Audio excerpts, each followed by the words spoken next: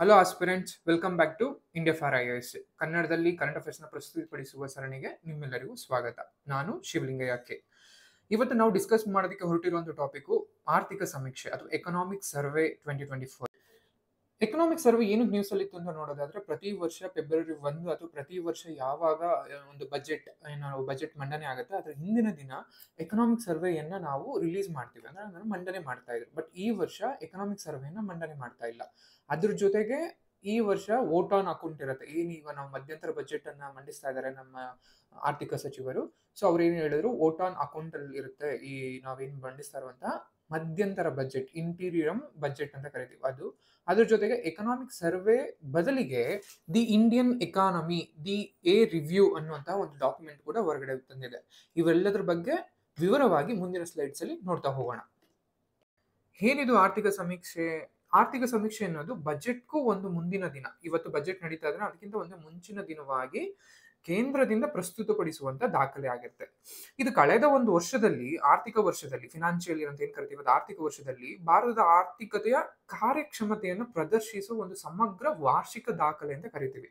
ಅಂದ್ರೆ ಒಂದು ವರ್ಷದಲ್ಲಿ ಭಾರತದ ಆರ್ಥಿಕತೆ ಕಂಡಂತಹ ಏಳು ಬೀಳಗಳನ್ನ ತೋರಿಸುವಂತಹ ಅಥವಾ ಪ್ರಸ್ತುತಪಡಿಸುವಂತಹ ಒಂದು ವರದಿಯೇ ಆರ್ಥಿಕ ಸಮೀಕ್ಷೆ. ಈ ವರದಿಯನ್ನ ಮುಖ್ಯ ಆರ್ಥಿಕ ಸಲಹೆಗಾರರ ಮಾರ್ಗದರ್ಶನದಲ್ಲಿ ಆರ್ಥಿಕ ವ್ಯವಹಾರಗಳ ಇಲಾಖೆಯ ಒಂದು ಆರ್ಥಿಕ ವಿಭಾಗವು, ಎಕನಾಮಿಕ್ ಡಿಪಾರ್ಟ್ಮೆಂಟ್ ಅಂತ ಏನ್ ಕರಿತೀವಿ, ಅದು ಈ ಸಮೀಕ್ಷೆಯನ್ನ ಸಿದ್ಧಪಡಿಸುತ್ತದೆ. ಅದ್ರ ಜೊತೆಗೆ ಮುಖ್ಯ ಆರ್ಥಿಕ ಸಲಹೆಗಾರರು ಅಂತ ಏನ್ ಕರಿತೀವಿ, ಅವರು ಈ ಆರ್ಥಿಕ ಸಮೀಕ್ಷೆಯನ್ನ ಅಥವಾ ಎಕನಾಮಿಕ್ ಸರ್ವೆಯನ್ನ ಪ್ರತಿ ವರ್ಷ ಮಂಡನೆ ಮಾಡ್ತಾ ಬರ್ತಾರೆ.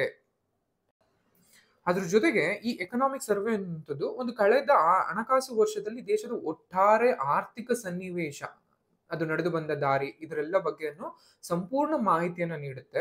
ಅದ್ರ ಜೊತೆಗೆ ಮುಂದಿನ ವರ್ಷಕ್ಕೆ ಸೂಚಿಸಬಹುದಾದಂತಹ ಒಂದಷ್ಟು ಮಾರ್ಗಸೂಚಿಯನ್ನು ಕೂಡ ಸೂಚಿಸುತ್ತೆ. ಹಾಗಾದ್ರೆ ಈ ವರ್ಷ ಏನಕ್ಕೆ ಆರ್ಥಿಕ ಸಮೀಕ್ಷೆಯನ್ನು ಅಥವಾ ಎಕನಾಮಿಕ್ ಸರ್ವೆಯನ್ನ ಮಂಡನೆ ಮಾಡ್ತಾ ಇಲ್ಲ? ರೀಸನ್ ಏನು ಅಂತ ನೋಡೋದಾದ್ರೆ, ಈ ವರ್ಷ ಪೂರ್ಣ ಪ್ರಮಾಣದ ಬಜೆಟ್ ಇಲ್ಲ.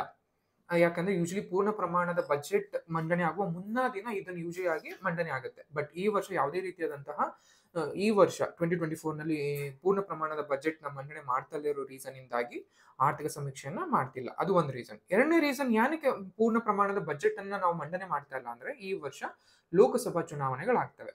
ಸೊ ಲೋಕಸಭಾ ಚುನಾವಣೆ ನೆಕ್ಸ್ಟ್ ಇನ್ನೊಂದು 2 months ಅಲ್ಲಿ ಇರೋದ್ರಿಂದಾಗಿ ಈ ವರ್ಷ ಪೂರ್ಣ ಪ್ರಮಾಣದಂತಹ ಒಂದು ಬಜೆಟ್ ಇಲ್ಲ. ಯಾವಾಗ್ಲೂ ಲೈಕ್ ಇನ್ ಕರೆಂಟ್ ಗೌರ್ಮೆಂಟ್ ಏನಿರುತ್ತೆ ಅದು ಇನ್ನೇನು ಅದರ ಅವಧಿ ಮುಗಿತಾ ಬಂದ ಸಮಯದಲ್ಲಿ ಅಂತ ಸಮಯದಲ್ಲಿ ಒಂದು ಮಧ್ಯಂತರ ಬಜೆಟ್ ಅಂತ ಕರಿತೀವಿ, ಅದನ್ನ ಮಾತ್ರ ಮಂಡನೆ ಮಾಡುತ್ತೆ. ಹೊಸ ಸರ್ಕಾರ ಗೆದ್ದ ಮೇಲೆ ಅಥವಾ ಹೊಸ ಸರ್ಕಾರ ರೂಪುಗೊಂಡ ಮೇಲೆ ಪೂರ್ಣ ಪ್ರಮಾಣದ ಒಂದು ಬಜೆಟ್ ಅನ್ನ ಮಂಡನೆ ಮಾಡುತ್ತೆ. ಸೊ ಆ ದೃಷ್ಟಿಯಿಂದಾಗಿ ಈ ವರ್ಷ ಎಕನಾಮಿಕ್ ಸರ್ವೆಯನ್ನ ರಿಲೀಸ್ ಮಾಡ್ತಾ ಇಲ್ಲ. ಪ್ರಮಾಣದ ಒಂದು ಬಜೆಟ್ ಅನ್ನ ಅಥವಾ ಎಕನಾಮಿಕ್ ಸರ್ವೆಯನ್ನ ಇದೇ ಜುಲೈಯಲ್ಲಿ ಮಂಡನೆ ಮಾಡಬಹುದು ಅನ್ನುವಂತಹ ಒಂದು ನಿರೀಕ್ಷೆ ಇದೆ. ಈ ಎಕನಾಮಿಕ್ ಸರ್ವೆಯ ಬದಲಿಗೆ, ಇದರ ಜಾಗಕ್ಕೆ ಬದಲಿಗೆ ಈ ವರ್ಷ the Indian economy a review, ಒಂದು ಭಾರತದ ಆರ್ಥಿಕತೆ ಒಂದು ವಿಮರ್ಶೆ ಅನ್ನೋಂತಹ ಒಂದು ವರದಿಯನ್ನ ಅದರ ಜಾಗಕ್ಕೆ ಮಣ್ಣನ್ನು ರಿಲೀಸ್ ಮಾಡಲಾಗಿದೆ.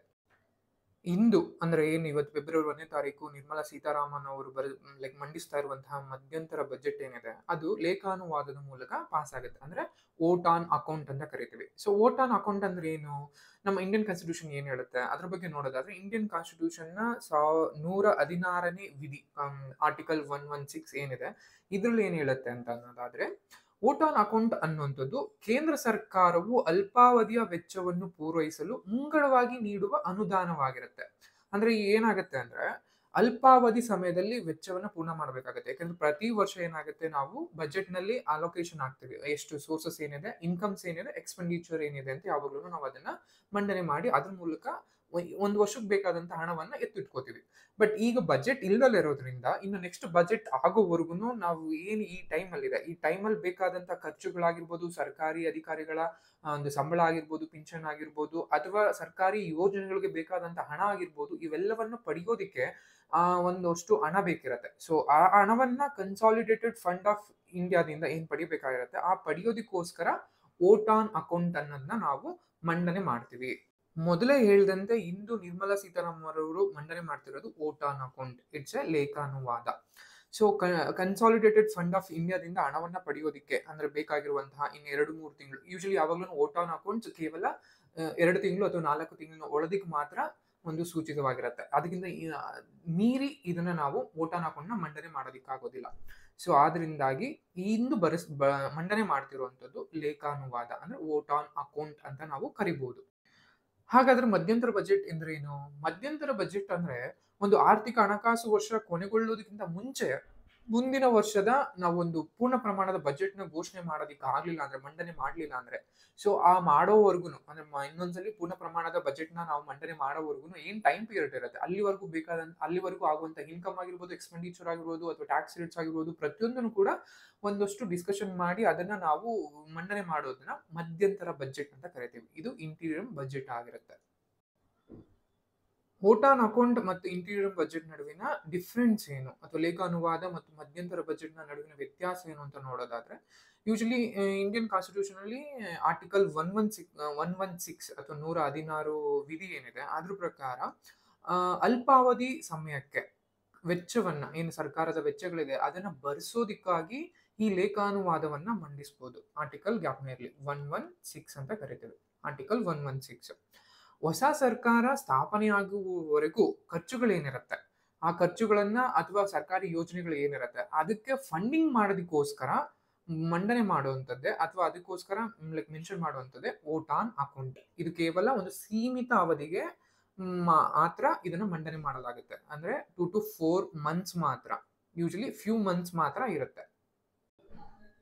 ಅದ್ರ ಜೊತೆಗೆ ಮಧ್ಯಂತರ ಬಜೆಟ್ ಅಂದ್ರೆ ಏನು? ಮಧ್ಯಂತರ ಬಜೆಟ್ ಅನ್ನುವಂಥದ್ದು ಅದು ಕೂಡ ಒಂದು ಸೀಮಿತ ಅವಧಿಗೆ ಮಂಡಿಸುವಂತಹ ಬಜೆಟ್. ಇದು ಪೂರ್ಣ ಪ್ರಮಾಣದ ಬಜೆಟ್ ಅಲ್ಲ.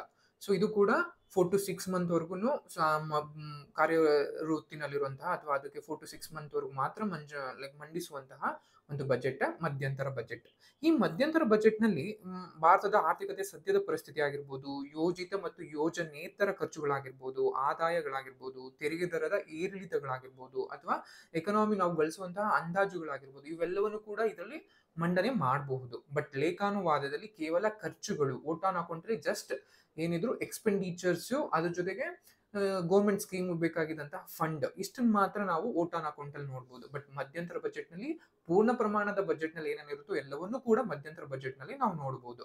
ಮಧ್ಯಂತರ ಬಜೆಟ್ ವಿತ್ ಡಿಸ್ಕಷನ್ ಮಾಡಿ ಬಜೆಟ್ ನಲ್ಲಿ ಲೈಕ್ ಪಾರ್ಲಿಮೆಂಟ್ ಅಲ್ಲಿ ಪಾಸ್ ಮಾಡಬೇಕಾಗತ್ತೆ. ಬಟ್ ವೋಟ್ ಆನ್ ಅಕೌಂಟ್ ಯಾವುದೇ ರೀತಿಯಾದಂತಹ ಒಂದು ಡಿಸ್ಕಷನ್ ಇಲ್ಲದೆ ಕೇವಲ ವೋಟಿಂಗ್ ನಲ್ಲಿ ಪಾಸ್ ಮಾಡೋದ್ರ ಮೂಲಕ ವೋಟ್ ಆನ್ ಅಕೌಂಟ್ ಅಥವಾ ಲೇಖಾನುವಾದವನ್ನ ಪಾಸ್ ಮಾಡಬಹುದಾಗಿರುತ್ತೆ.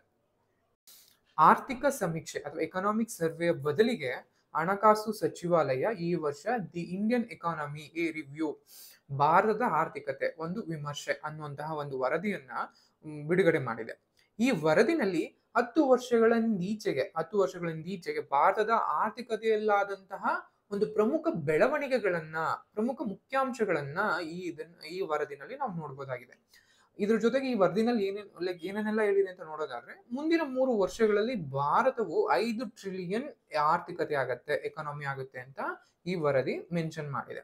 ಅದ್ರ ಜೊತೆಗೆ UK ಅಥವಾ US, ಅಮೆರಿಕ ಮತ್ತು ಇಂಗ್ಲೆಂಡ್ಗಳ ನಂತರ ಭಾರತವು ಜಾಗತಿಕವಾಗಿ 3ನೇ ಅತಿ ದೊಡ್ಡ ಫಿನ್ಟೆಕ್ ಆರ್ಥಿಕತೆ ಅಂತ ಕೂಡ ಇದರಲ್ಲಿ ಮೆನ್ಷನ್ ಆಗಿದೆ.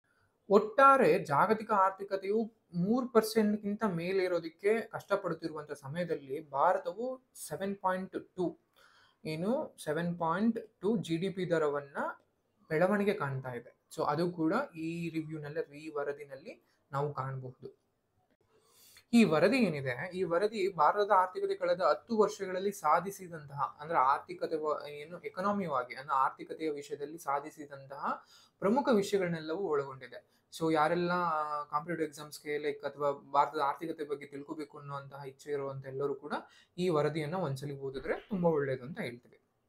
ಇದಿಷ್ಟು ಎಕನಾಮಿಕ್ ಸರ್ವೆ ಬಗೆಗಿನ ಮಾಹಿತಿ.